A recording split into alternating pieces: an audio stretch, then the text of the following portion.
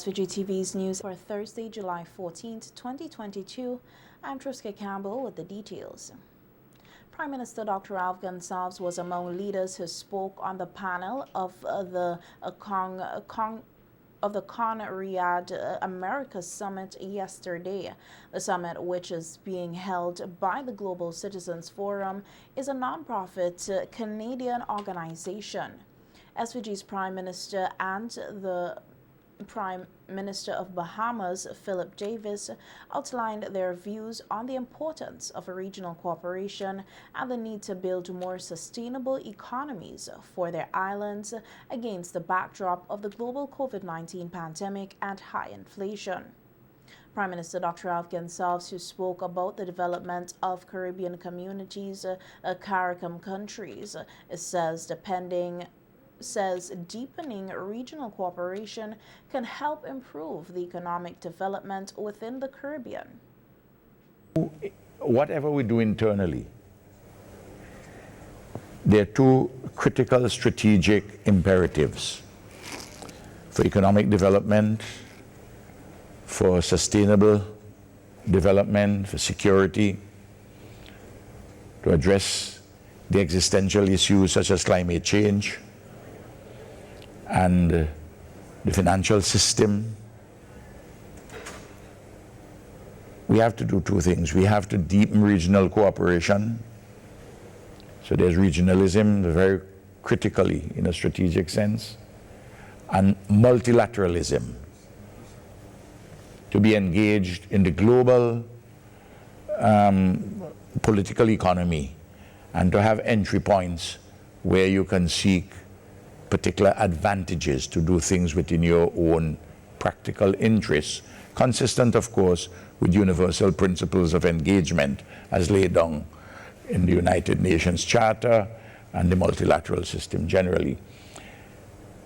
The regional integration has to be of an organic kind, in which the strengths and weaknesses of each individual unit is dissolved into the whole, so that the whole becomes more than a summation of the individual parts.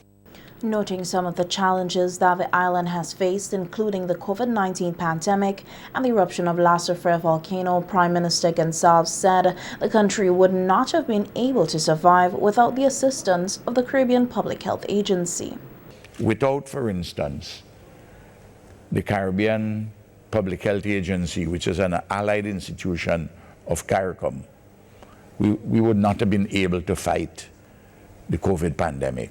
In the case of St. Vincent and the Grenadines, without the Seismic Research Center, which is based at the University of the West Indies in Trinidad, to which we all contribute, we would not have been able to address the matter of the volcanic eruptions, or in the case of the climate issues generally, and the weather systems, CDEMA, the Caribbean Disaster Emergency Management Agency, and within the whole framework of CARICOM.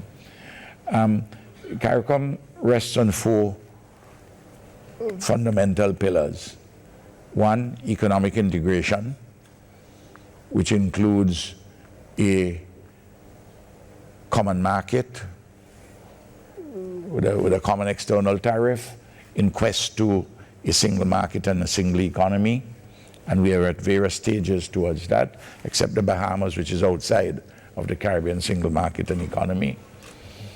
Then there is the matter of functional cooperation, particularly on matters like health, education, and the like.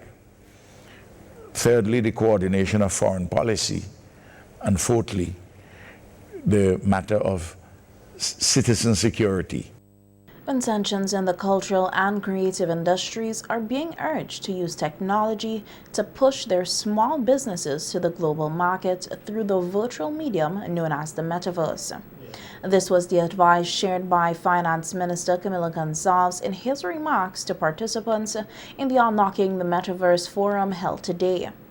Minister Gonsalves says the digital space presents countless opportunities for growth and marketing, and adds that within this space, millions of people can experience Vincentian culture and history.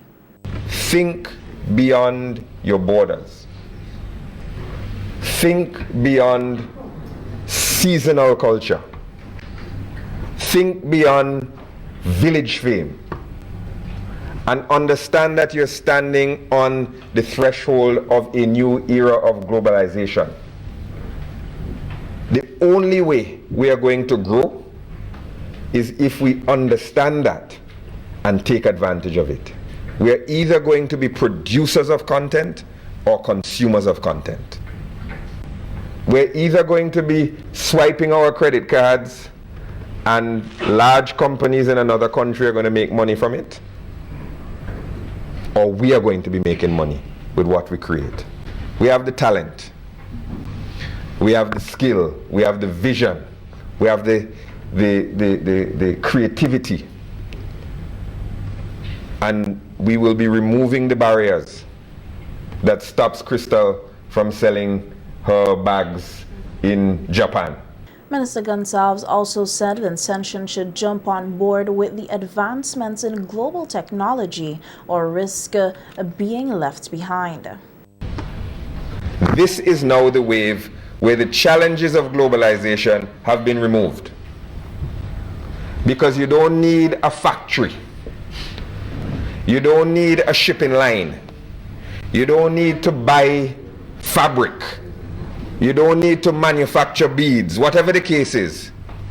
So all of the things that stopped small island states from taking advantage in this first wave of globalization will be removed in this digital wave of globalization that they're calling the Metaverse. And the question is, what are you going to do about it? One of the main challenges currently affecting the National Emergency Management Organization, NEMO, is limited warehouse storage space. This is according to Director of NEMO, Michelle Forbes, who noted the organization has exceeded its warehouse storage capacity and is working to acquire additional space. I know one of the challenges we have now is warehouse space, because we have really exceeded our warehouse space, and we are working feverishly on getting new warehouses in country. We will be doing one in Barley in particular with support from the US government, and we're going to retrofit our warehouse in Camden Park, so we have to move temporarily from that, and we're looking also on having a big national warehouse that can really support the type of activity that you saw happening at the E.T. Joshua Timer class here. That's the type of warehouse you really need now to support the country, because with the bigger events that we're having, the bigger storms, the mega events, the more intense storms, you are seeing 20% of the population, 18% of the population being displaced. And as an organization, we have to start changing and looking at being able to provide for that number of persons. Forbes noted the organization has to ensure they have adequate space in light of any disasters which may affect the country at any time. A constant challenge. We were thinking that we have the food, we have everything that we have to give the persons, but we try our best to really coordinate with the agencies, and it is our job to ensure that there are things that we have to ensure that we have a continued supply of for the next emergency. So we can't give away everything we have one time. And we have to plan that whole resource mobilization planning before the start of the hurricane season. We have to see what we have in stock. Do we have enough X, Y, or Z? That if we have a flood event, we know that we're going to lose a lot of mattresses, a lot of things that we have to ensure at least we have an adequate supply. Out of the 14 to 21 named storms estimated in the Atlantic hurricane season for 2022, 3 storms have already passed, including Alex, Bunny, and Colin. This is according to SVG Met Service forecaster Gregory Cato, who spoke on updates to the hurricane season on the VC3 Roundtable last evening. Cato noted potential tropical cyclone Bunny affected St. Vincent and the Grenadines on June 28th, causing several power outages across the island. On the 28th of June, we were affected by tropical cyclone, potential tropical cyclone number 2, which eventually became Bonnie and went on to affect, I believe, the south of Nicaragua. Right, but we experienced some strong winds around that time during the night. There were some down lines, electricity, some power outages in some communities, and that was as a result of that. We also went on a flash flood watch and a high wind advisory, a small craft warning as well. And because around that time, because we had winds in excess of 40 miles per hour winds. What you have when you have these winds blowing over the sea surface, it agitates the water surface, so it made it quite difficult for persons commuting by ships, boats. And we also advised seabathers to stay out of the water. But at that point, the seas were pretty much moderate to rough. Looking back at the hurricane season estimated names from last year, the forecaster said that the National Oceanic Atmospheric Administration was 100% accurate on their estimates. There were 15 to 21 named storms according to the National Oceanic and Atmospheric Administration, that's NOAA. They predicted 7 to 10 hurricanes and 3 to 5 major hurricanes. They were actually 100% accurate. In fact, there were 21 named storms. When we mention storms, we're speaking about where winds are in excess of 39 miles per hour, between 39 to 73 miles per hour. 7 hurricanes, which winds are in excess of 74 miles per hour. And 4 being major hurricanes. Of the 7 hurricanes, the winds are in excess of 111 miles per hour. As for St. Vincent and the Grenadines, we were impacted by Hurricane Elsa on July the 2nd, to be exact. The center moved to the north of the island, and we received some damage to homes and infrastructure, as well as some downed utility poles, loss to crops and livestock and so forth. Cato explained the difference in the weather systems, adding that wind speed determines what the systems are described as. It is like an low pressure system with organized convection. When we speak about convection, we're speaking about showers, right? It should be it should have an identity for about within a 24-hour period or even more. A cyclone is a deep organized system, low pressure system, again with organized convection, with a closed circulation about the center. Right. So when you hear about depression, storm, hurricane, the only difference is basically the wind speeds. So they are all basically cyclones. However, the wind speed vary according to what the specific feature is. So for example, a depression, we're speaking about 38 miles per hour or less. When we speak about storm, we're speaking about between 39 to 73 miles per hour. And the hurricane goes beyond 74 and beyond, major hurricane 111 and so forth. Meanwhile, the St. Vincent and the Grenadines Met Office says that the island that a tropical wave will begin affecting the island from tonight. Residents and motorists near rivers and streams in the red and orange zones near La Soufrière volcano are being advised to remain alert. The Met Office also advises small craft operators and sea bathers to exercise extreme caution for the above normal sea swells. The weather system is expected to bring gusty winds and the slight chance of isolated thunderstorms. Members of the public are expressing mixed views about whether or not unvaccinated teachers should be allowed to return to the classroom when the new school term starts in September.